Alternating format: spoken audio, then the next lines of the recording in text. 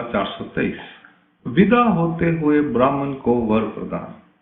प्रातःकाल जब भगवान श्री चक्र स्वामी वहां से विदा होने लगे तो वह गरीब ब्राह्मण हाथ जोड़कर और नतमस्तक और भगवान के साथ साथ चलने लगा।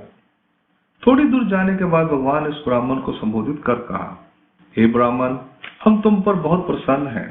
यदि तुम हमसे कुछ मांगना चाहते हो तो मांगो। तब उसने सोच विचार कर भगवान से प्रार्थना करते हुए कहा, भगवान, आप मुझे इतना वरदान दीजिए कि मैं अपने घर के कोने में बैठकर अपनी पुत्र वधू के हाथ से दही चावल खाकर अपना जीवन व्यतीत करता रहूं। दयालु भगवान ने कहा, हे ब्राह्मण, तुम्हारे कर्मों के अनुसार यह सब कुछ तुम्हें मिल जाएगा। यदि तुम इसके अतिरिक्त कोई अन्य वस्तु भी मांगोगे तो वह भी तुम्हें मिल जाएगी। मनुष्य का जीवन राट की गटिकाओं के समान है। अपने किए हुए पूर्व जन्म के कर्मों के अनुसार सब कुछ मिलता रहता है। ऐसा कहने के बाद भी ब्राह्मण ने पुनः कहा, भगवान, मुझे तो बस यही कुछ मिल जाए तो अच्छा है, और इसके अतिरिक्त यदि आप मुझ पर प्रसन्न ही हैं तो मेरे खेत जो महाजनों के यहाँ रहन पड़े हुए हैं वे मुझे वापस मिल जाए। इसको भगवान ने कहा, कर्मों के अनुसार यह सब कुछ तुम्हें मिल जाएगा, चिंता मत करो। अब हम चलते हैं, तुम यहाँ सुख पूर्वक रहो। वहां से आगे बढ़ने के बाद बाईसा ने कहा, भगवान, इस ब्राह्मण को क्या हो गया है?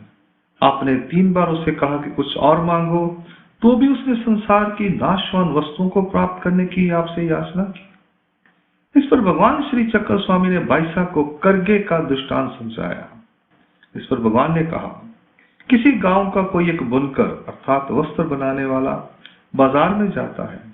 दुकानें अभी लगी नहीं, अतः वह विश्राम करने के लिए एक वृक्ष के नीचे सो जाता है। लेटे हुए जब वह ऊपर वृक्ष की ओर देखता है तो उसे एक सरल सीधी शाखा दिखाई देती है। वह मन में सोचता है कि इस सरल शाखा से एक अच्छा करगा बन जाएगा।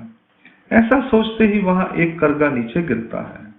वह उस करगे को लेकर अपने कंधे पर रख लेता है और गांव की ओर जाने को तैयार हो जाता है। इतने में वह वृक्ष उस बुनकर को कहता है, अरे, मैं कल्प वृक्ष हूं, मैं तुझ पर बहुत प्रसन्न हूं। यदि तू मेरे से कुछ चाहता है तो मांग। इतने पर उसने उस कल्प वृक्ष से कहा कि वह उसे एक और करगा दे दे, इसके अतिरिक्त उसे कुछ नहीं चाहिए। यदि कल्प वृक्ष प्रसन्न होकर कुछ मांगने के लिए कहे तो क्या मनुष्य को उससे करगा ही मांगना चाहिए? अभी तो उसने अच्छे कीमती रेशमी सूती वस्त्र मांगने चाहिए अथवा अच्छे फल मांगने चाहिए। परंतु उस अभागे ने उससे केवल एक और करगा ही मांगा। इसी प्रकार यदि किसी जीव पर परमेश्वर प्रसन्न हो जाए तो जीव ने क्या केवल संसार की नाशवान वस्तु ही मांगनी चाहिए? अभी तो उसे परमेश्वर का उत्तम प्रेम साधन मांगना चाहिए। लीला का हेतु। भगवान इस ब्राह्मण के सेवा भाव से प्रसन्न थे। इसी के कारण भगवान ने उसे 3 बार कहा कि जो वह मांग रहा है वह तो बहुत तुच्छ वस्तु है। भगवान के प्रसन्न होने पर उसे कुछ विशेष वस्तु मांगनी चाहिए थी, पर वह उस तुच्छ वस्तु पर ही अड़ा रहा। परमेश्वर 3 प्रकार की वस्तुएं दे सकते थे। एक तो परमेश्वर परमार्थ का ज्ञान अथवा प्रेम साधन प्रदान कर सकते थे। दूसरा, वह अवर शक्तियों के अंतर्गत देवताओं के साधन और साध्य, वे भी उसे अलौकिक सुख दे सकते थे। तीसरे, वह मनुष्य जीवन को सुखमय बनाने वाले चक्रवर्ती राजाओं तथा महाराजाओं के विशेष पद मांग सकता था। अनेक रिद्धि सिद्धि नवनिधि देवताओं के सुख फल आदि अनेक वस्तुएं भगवान देने में समर्थ थे। जैसे भगवान ने सालबर्डी में ससा को देह विद्या प्रदान की, दुंडी राउल को वेदों के सभी मंत्रों की शिक्षा प्रदान की थी। अनेक दान संपत्ति वे दे सकते थे, पर उस ब्राह्मण के भाग्य में वह नहीं था। यह भगवान के वर प्रदान की लीला है। अंक लीला क्रमांक पूर्वा 423 यहाँ संपूर्ण होती है। लीला क्रमांक पूर्वा 424। मार्ग में कामधेनु नामकरण। कनाशी से निकलकर भगवान श्री चक्र स्वामी भक्तिजनों के साथ बड़े गांव की ओर जा रहे थे। चलते हुए मार्ग में एक नदी आई। उस नदी के दोनों किनारों पर एक तरफ बाकी गांव था और दूसरी तरफ वड़जी। वड़जी के पास एक वट का वृक्ष था। उस वट वृक्ष के नीचे भगवान आसन पर विराजमान। उस दिन द्वादशी तिथि थी। वड़जी गांव में महादाइसा, उमाइसा और बाइसा भिक्षा मांगने के लिए एक ब्राह्मण के घर गई। उस घर में उससे पहले दिन यज्ञोपवीत संस्कार अर्थात बालक को जनेऊ पहनाने का संस्कार संपन्न हुआ था। वहां पर जब वे भिक्षा के लिए गई तो उस घर के स्वामी ने उन्हें घर के अंदर बुलाकर कहा, माताओं, थोड़ी देर आप यहाँ रुकें, हम आपको भिक्षा देते हैं। उसने एक चादर बिछा दी, वे वहां चादर पर बैठ गई। उसने एक दिन पहले बनाई मिस्से आटे की पूड़ियां, गुलगुले, नमकीन पदार्थ, पकौड़े, लड्डू और कुछ अन्य तले हुए सेव चुड़वे आदि उन्हें पर्याप्त मात्रा में भिक्षा के रूप में दिए। इनके अतिरिक्त उसने ताजी बनाई सेवियां, सब्जी और चावल भी भरपूर मात्रा में उन्हें समर्पित किया। एक कटोरी घी भी डालकर दिया।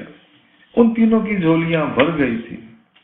वे तीनों ही भरी हुई झोलियों को लेकर जब उस वट वृक्ष की तरफ आ रही थी तो भगवान ने दूर से ही देखकर कहा, महात्माओं की कामधेनु आ रही है।